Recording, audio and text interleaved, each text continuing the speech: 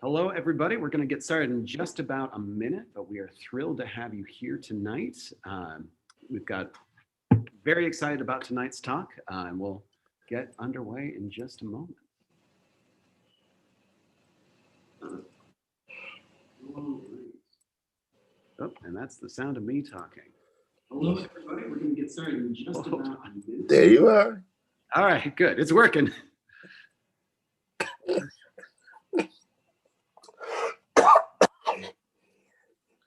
Mr. Ball, forgive my call. My sinuses have decided that they want to go into overdrive today. Better out they have not been my friend today. Yeah, we're dealing a little bit less down here, but in Northern California, especially we've got all the fires going on, and this right, very heavy. All right, it's 6 o'clock, so we'll go ahead and get started. So.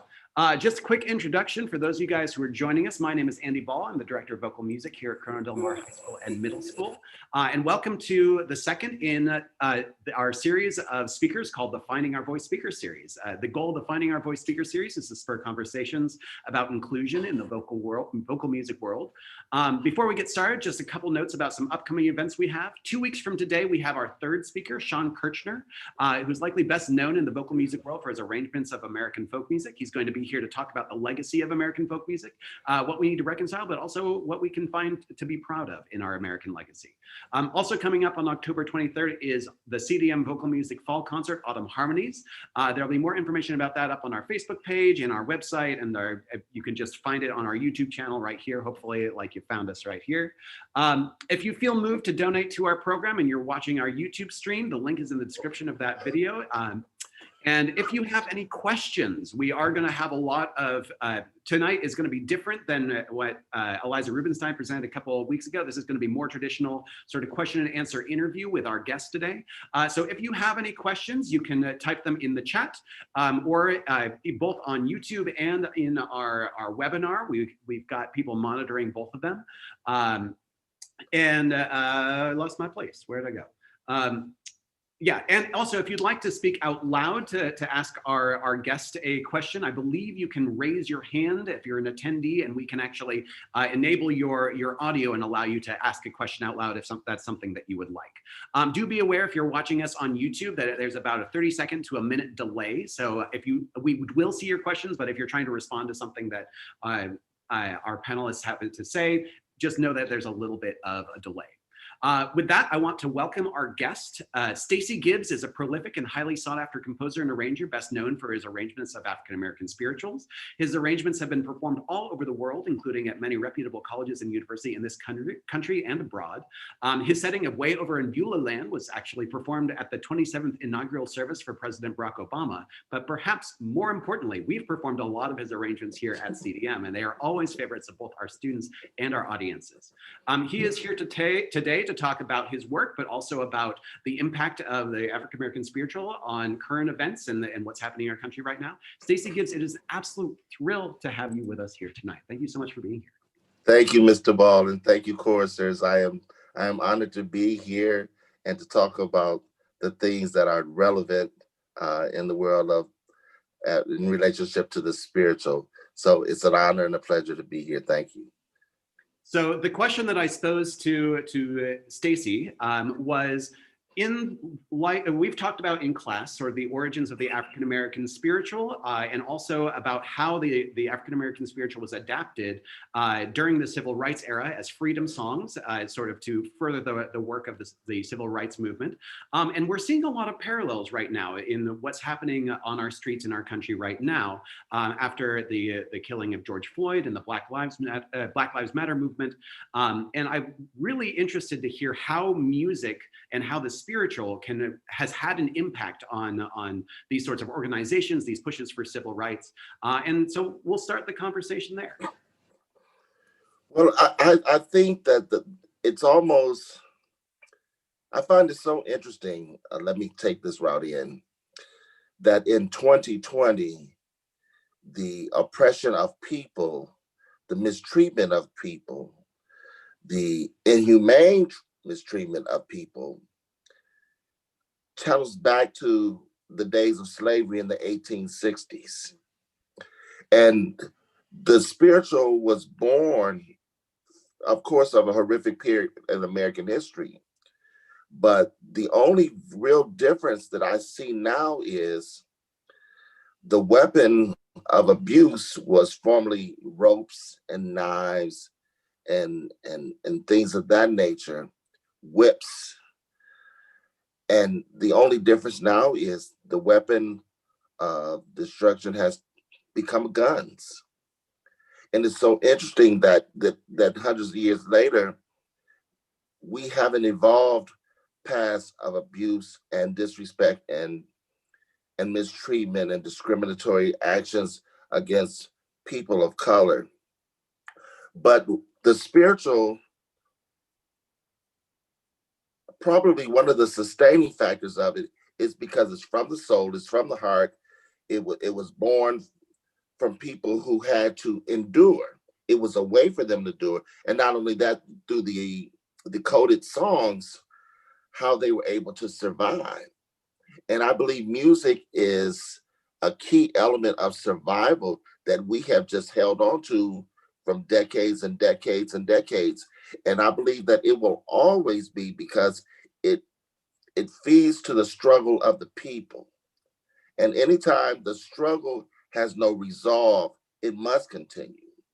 So look, singing the spirituals of our ancestors back in the 1800s, 1900s, 1950s, et cetera, it is still relevant today because we have the same struggle. So that is the commonality. So follow-up question on that. Something that I've noticed in what's going on right now is compared to the civil rights movement is we have now an influx of people around my age, white people, coming in and protesting against these injustices as well. What do you think sort of led to what do you see that's sort of similar in these two movements, and what is different this time around? I believe that people in general are more vocal that and against injustice, period, than they ever were. Sweet Honey in the Rock was definitely a group that was designed to speak about the ills of the world and the mistreatment of people. And one of the songs that they sang, she wrote, you're gonna see a whole lot of demonstrations for equality. And I believe that that song was written probably 20 plus years ago. But listen to how relevant it is today. And I think that your color has nothing to do with the mistreatment of people. And I'm so glad to see, when I see these protests, to see an eclectic group of people who have assembled just to simply say, that is wrong. We must change that. We need to fix that scenario. We must address this, and then address it peacefully, but address it nonetheless, and be very verbal and very vocal about it. And to see other ethnicities join the band, because the band is just for doing right and doing better. So it's amazing to see. I wish I could see more and more and more. So we have a question from one of our students. He says, Mr. Gibbs, do you think that spirituals can potentially play a big part of giving all colors equal opportunities, which is seeming to be a big problem in our current society, in short words, racism? Absolutely, because I believe that it's a music born of sorrow and pain and discomfort. And I believe that everyone has experienced that. And it goes back to the saying that regardless of the color, the tone, the hue of your skin, we will always be more alike than we are different. So what does your color have to do with the pain? The spiritual is music for people. The people. It may have been born of a sector or of African American, Blacks, Negroes, as you would say, but I believe that it applies to us all. And if it didn't affect us like that, then I don't think that your singers would enjoy it. Your students would enjoy it if it didn't affect them in a positive manner. So I'm going to roll another one of my students' questions into a follow-up question that I have too. Okay. question from one of our students is, how did you get into music? And leading from that, how do you feel the current events right now affecting your compositions and your writing? Like how is this time influencing the work that you're doing? Well, I believe that I was probably in middle school when I fell in love with the spiritual through one of the first things that I remember hearing was Hall Johnson and the musical Cabin in the Sky. And when I first heard and watched that, I was just mesmerized. It was like I was brought in and I had discovered something. And little, I didn't know then like I know now that I would be an advocate of the spiritual. And it has just grown. I think now all writers, all composers have a responsibility to be socially conscious in the things that they create. And the song is not to be preachy, but it's to always engage in conversation to bring about change. And the more we talk about things, the more we sing about these things, then hopefully the more changes to the better that we come in. We can be a more united people. So I believe it's just as relevant now as it was then. We have a question from one of my alumni who's joining us tonight. He says, how do you believe that Caucasian singers can perform a spiritual in a true way without appropriating or overstepping? Is there a certain amount of understanding that needs to be had before we can have an appropriate performance? Excuse me, yes. Music must be about honesty. Music must be about authenticity. And if you're going to program the spiritual, it is the same criteria that you would use if you were performing and preparing the Brahms Requiem. You must do your research about culture, vol, sound, vocal production, colors, tones. Those same applications have to be applied when you're doing the spiritual. The tone is richer, the tone is fuller. So you want to make sure that you do your research and say, listen to groups. If that's not a strong area of yours, reach out to your colleagues. They'll be more than happy to suggest and advise. But to say we're going to do a spiritual and we have not prepared, that's not fair to yourself, it's not fair to your students, and it's definitely not fair to your audience. And it's not about mimicking, it's about presenting it in an honest way. That is the key. That is the key. If we were going to do a German piece, you'd brush up on your German, right? The same thing with the spiritual. You have to do your research and preparing it so that you can communicate those things, styles, colors, things to your students. And I believe that once that's done, you'll be in a pretty good place. Thank you. Another question from YouTube in this case. Mr. Gibbs, thank you so much for being here. You speak about how spirituals were born from sorrow and pain. Could you give some advice about how to make sure that there is justice to that feeling for spirituals that are upbeat or in a major key? Well, when you say the word spiritual, it's derived from the word spirit. So it's internal. Now, a person does not have to be born of a poor circumstance, a period of trial and that type of thing. But there's a humanistic part that I think has to be applied. If you can embrace and have empathy and compassion for someone, then I believe that you have the necessary tools to effectively execute a spiritual. And all spirituals were not sorrow songs. They were not, because they were often used in the slaves' worship services. So there would be spirituals that was sometimes sung, praising God, and so that's something to consider as well. It all depends on the spiritual that you select. We have a question from another one of my students. What was the first song that spoke to you in the terms of equality, and why?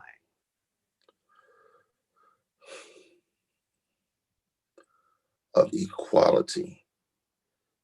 And I think it would probably have to be one of the protest songs. Ain't Gonna Let Nobody Turn Me Around. I think I was a young person then, and that just spoke volumes to me. And then as I listened to the many works of Sweet Honey in the Rock and Joe Baez and those people, it just really emphasized our longing for justice and equality. or listening to I Wish I Knew How It Would Feel to Be Free. And these songs resonate very strongly with me because they encourage me and they almost admonish me to keep writing, to keep the conversation at the forefront, because it's when we do that is when we can denote changes. I'm going to indulge in one of my own questions. Okay. So we're in the process, our top ensemble madrigal singers, we're in the process of learning the William Dawson's arrangement of Ain't It That Good News. We've also listened to a number of settings of the spiritual, including Sweet Honey in the Rocks performance, which is gorgeous. If anybody hasn't listened to it, please go and do it. But also the Stellenbach Choir's performance arrangement of Ain't It That Good News. And I read in a bio in Andre Thomas's book that you knew and studied with Dawson. And I would love to hear a little bit about how you feel like your time with Dawson has influenced your own compositional style. Well, William Dawson was definitely a mentor just by his work alone. His arrangement of Ain't It That Good News, I believe, is just, it has endured time and it still continues to endure time. I think it's just his structure rhythmically, the way he approached it, it's just incredible. I have so much admiration for that. The story behind that is Dr. Joe Mike Scheibe. And I was just telling another session this, he asked me, did I have an arrangement of Ain't That Good News? And I said, no, sir, because it was one of those spirituals that I never planned to arrange. Never. It was not. And so upon ending my conversation with him, I called a couple of colleagues and I asked, did he just give me a writing assignment with Ain't It That Good News? And they laughed just like you just laughed now and said, yes, he did. Well, good on And Joe. it was probably one of the more challenging writes for me because I had held William Dawson in such high esteem. It was just one of the spirituals that I had never planned to set, never. But, we got through it. And once it was done and he said that he liked it, I was really happy. And I asked him to not do that again. That's a fun arrangement. Like you've got a lot of excerpts of different other spirituals. Right. We've got a couple questions from YouTube. Hold on. One is, as a graduate student, I encountered a situation Black students felt uncomfortable singing a spiritual with white students because the song was about Black death. When does the subject matter of the piece become too much for majority white ensembles to perform with respect? Now, some may agree and some might disagree with me with what I'm about to say. Anytime a piece of music, a work, a setting, an arrangement can unify people of color, of various backgrounds, it's a good piece of music. I do not believe that a music that was born or written or composed by, and I say me, an African-American composer, is not to be sung by, a white person. In the walls and in academics, it is your responsibility to present music of all genres to your students, especially those who are going to go on future educators themselves. So music is for people. And I don't allow anyone, to mandate what I should or should not sing. Actually, I think that that's just not a good way to approach it. And I say that because I love a good art song. I love a good aria. Schumann's work was just impressive to me. And so I'm a Black man, so I can't sing that. It's really ridiculous to me. As long as I am being authentic about my approach to it. And that's what we should be doing by all genres of music. Music is for people. And no one should be exempt from, because this came from a Black culture, this came from a European culture, et cetera, et cetera. That is just not something we have to take. And then to really put it in layman's terms, I think we have so many other things we should be concentrating on than to worry about is a white person singing a spiritual. I don't. I don't buy into that. I don't tie into it. I don't give it a lot of room in my life. Music is for people. Great. Another question from YouTube. More simply, how can we respectively address dialect in spirituals? Many texts have a Black or Negro dialect written in, but white choirs or mixed choirs performing this are not just inauthentic, but potentially offensive. What is your opinion on the respectful and artistic choice? Study, listen, study, listen, study, shape. When you hear a certain vowel, you know, you don't have to make fun of it, but you can get close to it as you possibly can. One of the things that I find really beautiful about the spiritual is the dialect. And I have written in dialect and I have written in more traditional English too.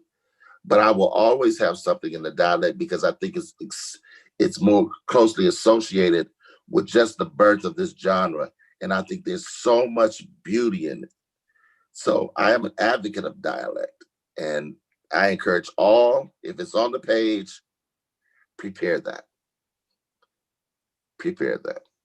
I have a question from one of my students. Do you only arrange spirituals, or do you also write other types of music? I do write other things. I love a good hymn. I definitely love jazz music.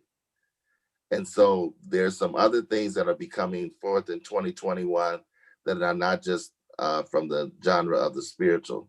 And I'm excited to present those things. A new perspective for some. And I have a follow-up question. She actually segued, did a very easy layup for me. Often when minority voices are asked to speak about music in our vocal community, they seem to be pigeonholed into speaking about music that is idiomatic of their culture or community. Acknowledging the obvious irony of asking you this question while having you here to talk about African-American spirituals, can you speak to your experience as a well-known arranger of African-American spirituals, but also a composer of original music? Do you feel like there's a discrepancy between the way your various music is valued by the community? You know, I have run into that before, that some consider it not as vital, not as important. And when I encounter that, I don't try to convince anything. I don't try to make waves about it. I stress my importance of it, why I feel like I do, and I just journey on. That type of energy and trying to justify whether it's of value is something that I just refuse to do, because I know how important it is. And I know how singers and conductors respond to it. So when I hear those type of comments, my mind will take me back to another scenario where it was just a very, very positive and inclusive experience. So I don't wallow in that. That has to be pushed aside immediately, because I believe it's negative and I believe it's not productive. And I don't justify this to anyone. And I don't believe that a genre of music that has lasted, as long as the spiritual as and continuously being written, even by white composers, white arrangers, setting spirituals, that lets me know that this music is of value and it is extremely important, and we must continue to preserve it. Great. What is your favorite spiritual you have ever arranged, and why? Who's a favorite child? Wow. That's a difficult question. I don't know how to name one. I will say this. I have a colleague at University of Michigan, Eugene Rodgers, and he was working with the Boys Choir of Harlem many years ago, and he asked me to do arrangement for them. So I did. I Don't Feel No Ways Tired. And when I think about that, and even as I think about it in 2020, it has become probably something that's deeply embedded in me, because we are in a struggle. We have to work through circumstances. We are in a very challenging time racially in this country, that I am encouraged to keep going, even though I might be not as optimistic on some days as others, but we have to keep working toward the good. So when I think about I don't feel no ways tired, it is inspirational to me. Great. So let me see if I can summarize this. So from Owen Sanders, I'm a huge fan. Thank you. He says, from being a Black man, is there ever a time where a song goes too far and the song talks about Black people in bad ways, but not in good ways? I'm not sure if he's talking about, and maybe you can clarify whether you're talking specifically about spirituals or music and pop culture. Can you clarify your question just a little bit?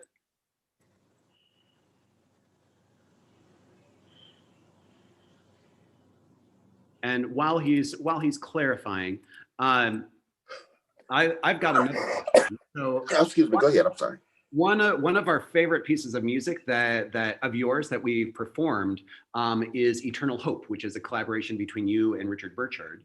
And I know that you just collaborated with Sean Kirchner on a piece as well. Can you speak a little as to how those collaborations came to be and why, like?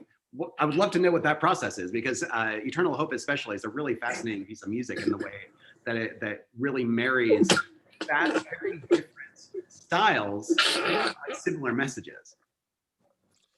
Well, we were at ACDA conference, and we were at a reception, and Richard and Bruce Rodgers and I and our publisher were in discussion, and I looked over at Richard. I said, Richard, we should write a collaboration.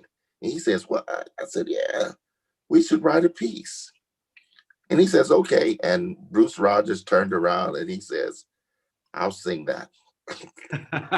He's been so supportive over the years.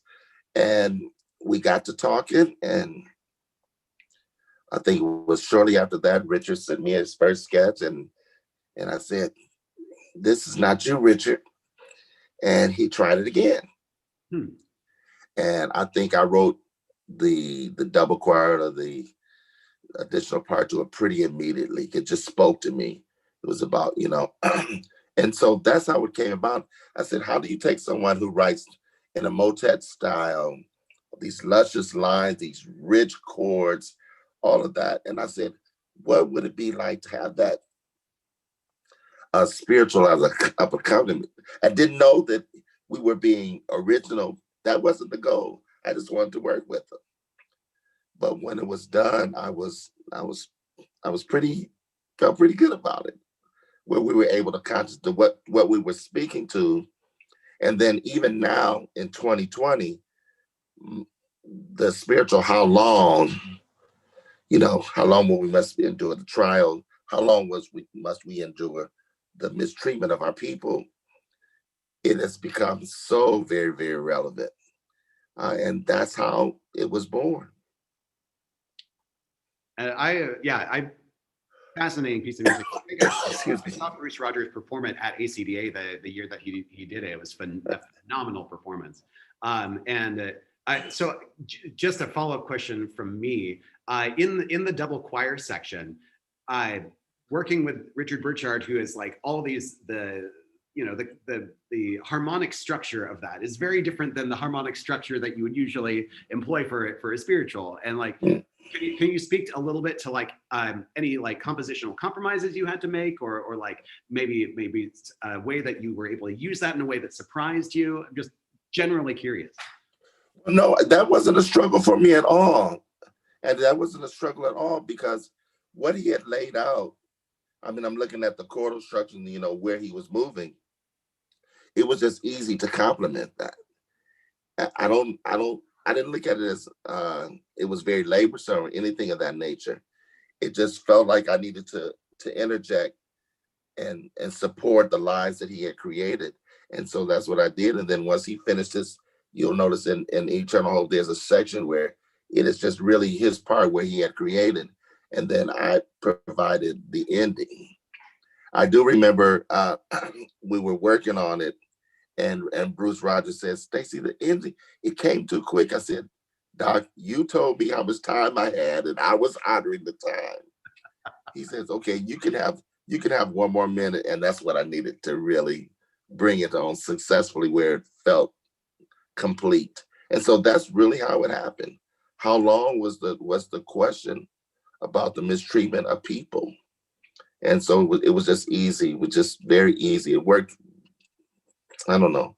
I'm really happy how it came out. I hope others were pleased as well. Well, it sure helped us win a competition. So. Oh, awesome. Congratulations.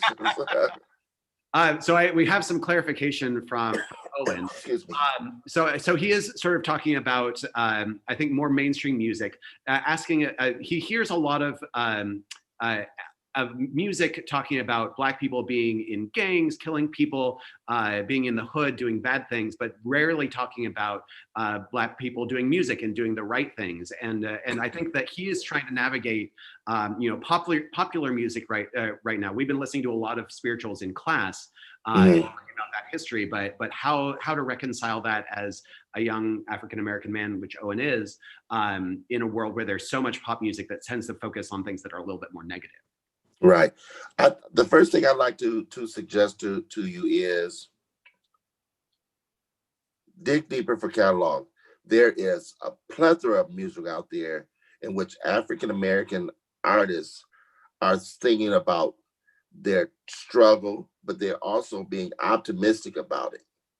So if you're not finding enough, then I'm going to suggest that you dig deeper, because I listen to all genres of music. And I have quite a few selections on my iPad that deal with uplifting the Black race. So I'm not going to really agree with that. I think you have to look a little different, and maybe you can email me and I can give you some recommendations of some positive music. I'd be happy to do that. Fantastic, thank you. Mhm. Question from one of our students: what are good historical films for learning more about the history of civil rights movement, or just like if you thinking about what has inspired you about that time, how would you go about inspiring people who don't know as much about it? Wow. Now, see, that's a difficult question for me because I'm not really a film buff. So I catch things, as they come out. So I think we probably have to find a movie connoisseur who could probably recommend more things to you. But I just try to be aware of what's happening and write about what's going on now. I don't know. Sorry, I couldn't be more helpful. That is okay. You had more than I did. So another question of mine, in a lot of choral music performances, we often see the work of minority composers being sort of tokenized, for lack of a better word. An example of this is the stereotype of ending a concert or performance set with, for example, a Stacey spiritual, and just like that becomes a stereotype. What do you consider the best performance practice? And you've touched on this a little bit, but what do you consider best performance practice for the programming of spirituals in our concerts? And what mistakes or traps do you see directors guilty as charged fall into? Well, I think there are a couple of things to consider. And of course, I don't like to micromanage someone's interpretation or rendition of something. That's not something that I like to do. If they ask me, I'll give them my opinion. I'll share my thoughts. But I'm going to be really sensitive about saying what's right or what's wrong. You have to remember that the spirituals were born when the slaves were working. So a spiritual that wouldn't be sung in what we would consider an up tempo. They just weren't, because they were work songs. But as the concert spiritual has evolved, we've seen those type of changes come into play. I'd like to say that, no, I'm not going to micromanage your approach on that. It goes right back to being authentic and honest. And I don't want to tear down what someone has done, because there might be a number of factors that are behind the scenes that I don't know about. And if I don't know about the full and complete story, or be able to attest to the history of it, I probably need to share my comments, very modestly. So I'm not an advocate of that. I don't think there's much as right or wrong, because I believe that they're just simply different. And there's nothing wrong with different. And especially if the students are learning and they are engaged, I don't know if I should really say anything that's negative about that. I don't think so. I respect that a lot. So talk to me a little bit about some of your going into composing is not an easy thing to do, let alone making a living composing. What was for some of my students who might be interested in pursuing something along those lines? Do you have any advice for them? Like who were your inspirations? Anything along those lines? I would like to highly recommend and suggest to all composers to listen, to study, to ask questions. And I would also encourage them from whatever stage they're in to develop your style. The world doesn't need another Sidney Guyal. We have him. He's good. Or Jake Rustack. We have him already. Or Sean Kirshner. We have him. Composers, potential composers, publishers are looking for that newer voice, that new approach, that authentic approach. So they're not looking for someone to emulate someone else. And I know that's the highest form of flattery, but they're looking for that different approach. And I think finding your voice is the most important thing around, because people will identify with you, not say, well, his music is just like Eric Whitaker's, or, you really don't want those type of comparisons. Individualize, become you, your own individual person, your own individual writer. And you might have influences from people, and all of us have influences, but find your voice, find your writing voice. It's very, very important, very, very important.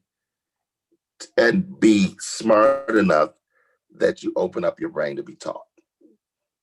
That's very, very key. So who are some of your biggest influences? Paul Johnson, William Dawson, John Work. I love the music of Duke Neistat, Randall Thompson, Shaw Parker, Moses Hogan. All of these composers have played a role in what I like to do. A little Take Six. And those Sweet Honey in the Rock. It comes from a lot of places.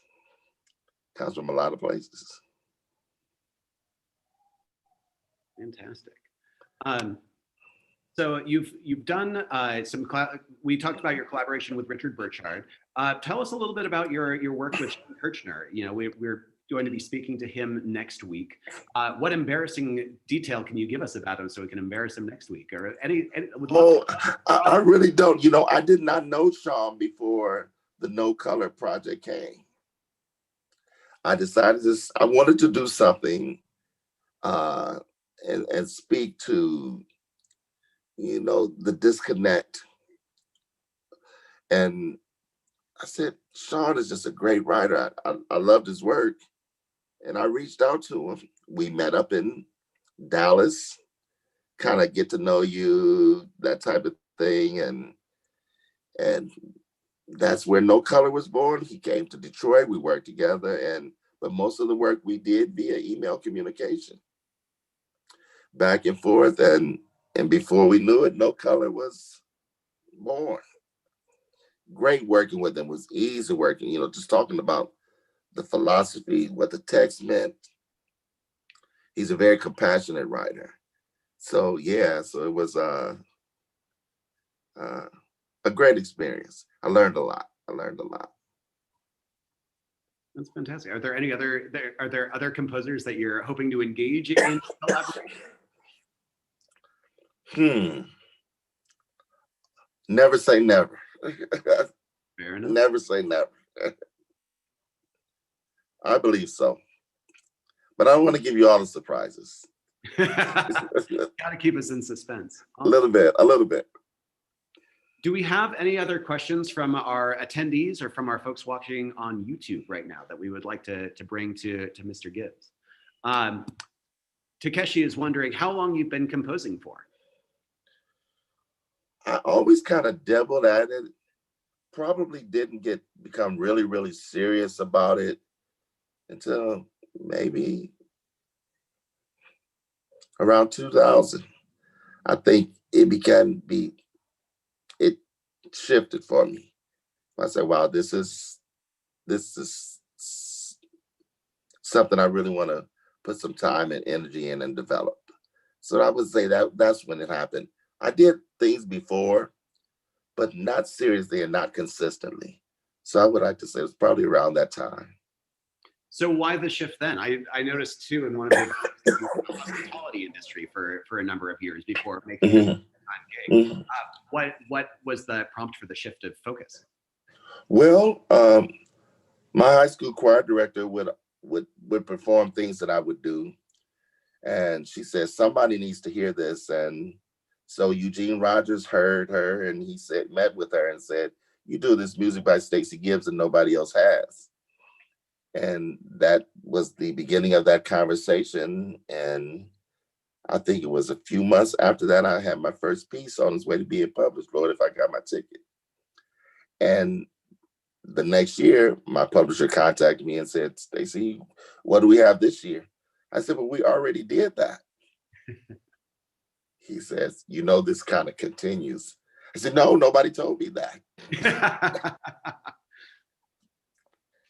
And so here we are, and quite a few titles later, it's been a great ride. This has been a great ride. And speaking of the social and the racial climate now,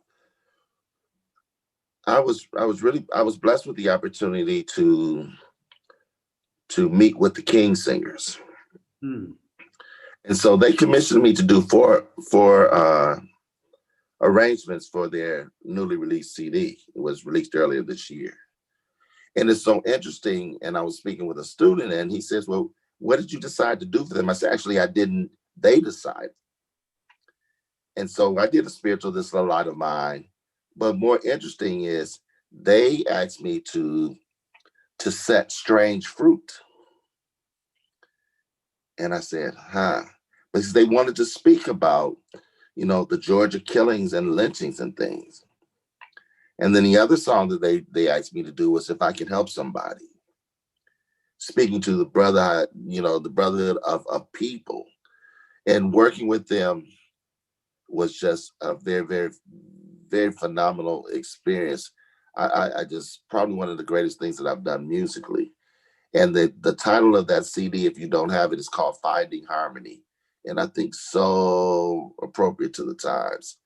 If you pick up a copy of it, most of the tracks are on YouTube, I believe, that I think you really enjoyed the message they're trying to convey on that project. That's fantastic. That's really interesting to hear, because I performed some arrangements of spirituals that were arranged by some of the folks in King Singers. And they're very different than Stacey Gibbs spirituals. So I'm very intrigued to go track down that album. I'll be doing that right after this talk. Awesome. We have a question from Marco. What's your favorite football team? You ask difficult questions while I'm being filmed. So I'm going to plead the fifth. He was trying to get me in trouble here. All right. And then people will be able to say, "Oh, he said it on YouTube. He said it there." So I'm going to plead the fifth on that one. Probably wise. All right. Bouncing back to YouTube. When you arrange a spiritual or another tune that has been done, how do you separate what has been done from what you want to do? What is your method for emulation versus innovation? The first thing I have to say is, if I like it, especially if it's someone who has commissioned me to write, the first thing that comes to my mind is, what am I going to do that hasn't been done? What am I going to do to give this my voice? So I generally start with the movement or whatever type of motive that I want to create. And that's generally where it goes. The melody will be the melody. I'm at a point now where I like to take the melody and give it to another voice. I like to really give them create some interesting lines for them to sing. The bass is generally singing the tonic of the chord. I try to shake that up whenever I can. just to add some liveliness to their part, because it can become, you know, pretty mundane. And so I try to offer those moments or to interject something. One of the things that I learned early on, especially you remembering theory classes, is even in the writings of the great Hall Johnson would write in such a way that it's growing the flow and he's staying very tonal. And then out of the blue, he will give you a chord that some may consider, you know, not in alignment with what he's been doing. But I thought that was the beauty of it. So I will definitely try to do that. So that is my premise, to say, what can I do that's totally different, but to make it maintain the familiarity of the piece and honor the melodic lines of it, but to make sure I'm including variations as well. And I will say, as a member of the bass section, I thank you for considering. Do you have any composers or arrangers that are newer to the choral scene that you've been enjoying?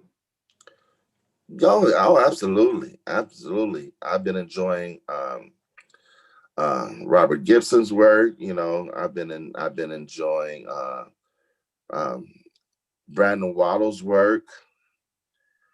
I didn't know a lot about Elaine, but I tell you, she writes some very, very nice things. So I am Joel Thompson, just appreciate his work so much. There's so many talented people out there. It's just a wonderful place to be, to have interaction. Or if I might reach out and want to have a discussion with them, you know, that they'll even call me back. So that's not too bad. Not too bad. Absolutely. Question from Jet. How have the spirituals you arranged impacted your morals and beliefs? They help keep me grounded. They remind me of what's really important. And what's really important is not me writing them or arranging them. It's the message and how the conductors are receiving it, how the choristers are receiving it, and more importantly, how the audience is receiving it. And so I always want to be doing something that's positive. And I've learned just by living that people have struggles, people have situations that they don't always discuss. So if from 3 to 4 minutes, I can help you to feel encouraged by something that I've done, I just think that's just the biggest blessing ever, Andy. Just the biggest blessing ever. That's really lovely. Yeah, I mean, I think that's a reason why a lot of us go into music, is to have those moments. Sure, absolutely. Another question from Jet. What is more important in African-American spiritual, representing people of color or representing the religious or religious spiritual side?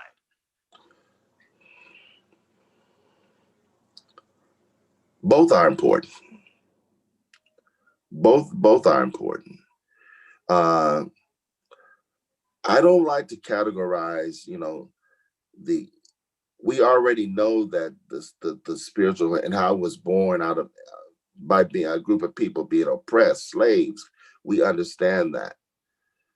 But I think the more sing it, the more you enjoy it, the more you're done, the more they're taught, the students are taught, the deeper their understanding is of it.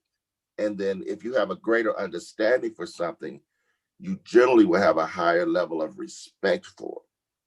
So I am counting on my colleagues who are educators and professors to be very cognizant that this music is American music. This is America's music.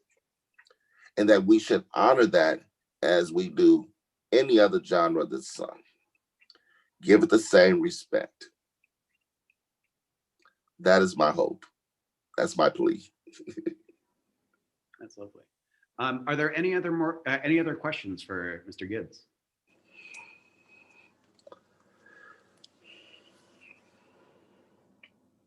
Well, in the event that we don't have any others popping up, Mr. Gibbs, this has been an absolute delight. So I'm so grateful to have you on. Your music has been a source of joy for many of my students, and for me personally, I've had the opportunity to both conduct and perform a number of your pieces, and I there's just something about them that just brings such life to the ensemble and to the audience, that I look forward to the next several that I'm going to be getting. Well, thank you so much for the support. I appreciate it, and thank you for allowing me to speak with you during these times. I truly appreciate it. The spiritual, it's very special to me, and I hope to continue to share it as long as I very possibly can. Absolutely. No, and I think that your message about being truthful and being authentic and just listening, I think is yes. We have one more question on YouTube. Okay. Do you have any advice for the worship community to appreciating the Black spiritual in a white church? The more you talk about it, the more you engage, the higher the understanding is. And I think that it's all wrapped up into one. If you understood the story behind Wade in the Water, you'll sing that differently. So if you, I encourage all, take a few minutes to review the text, the stories behind what this means, because that brings in a better understanding. And if your understanding is greater, then your performance of that is going to be better. It's just going to be better, because they're just not words. It's a message. And I encourage them to be talked about. Talk about them. Absolutely. Absolutely. Fantastic. Thank you so much for taking the time to talk with us. From Jet in the chat, he says, thank you so much for talking with us. This talk really changed the way I see the spiritual in general. And that's what we wanted to do, is have a discussion about that. So thank you so much for your time. You're a couple hours ahead of us, so we hope you get some good sleep after this. But I will. And thank you so much. Take care, Quiet. Keep going. Looking forward to talking to you next time. Thank you. Perfect. Thank you so much, Mr. Gibson. Thank you to everybody for joining us for this, our second of many Finding Our Voice talks, and we'll see you again in a couple weeks. Sounds good. Take care. Bye-bye. Take care.